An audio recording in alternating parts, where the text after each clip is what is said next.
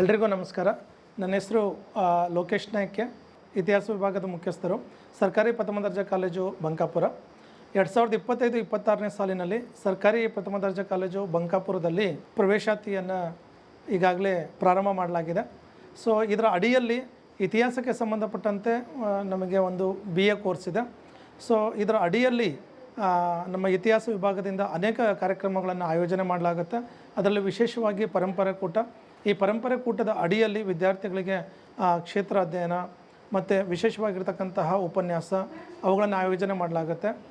ಅದರ ಜೊತೆಯಲ್ಲಿ ವಿದ್ಯಾರ್ಥಿಗಳ ಶೈಕ್ಷಣಿಕ ಹಿತದೃಷ್ಟಿ ಹಿನ್ನೆಲೆಯಲ್ಲಿ ರಸಪ್ರಶ್ನೆ ಕಾರ್ಯಕ್ರಮಗಳನ್ನು, ಆಮೇಲೆ ಇತಿಹಾಸ ಪ್ರಸಿದ್ಧವಾಗಿರ್ತಕ್ಕಂಥ ಸ್ಥಳಗಳಿಗೆ ಭೇಟಿಯನ್ನು ಕೊಟ್ಟು ಅಲ್ಲಿ ವಾಸ್ತವಿಕವಾಗಿ ಅಧ್ಯಯನವನ್ನು ಮಾಡ್ತಕ್ಕಂತಹ ಕಾರ್ಯಕ್ರಮಗಳನ್ನು ಆಯೋಜನೆ ಮಾಡಲಾಗುತ್ತೆ.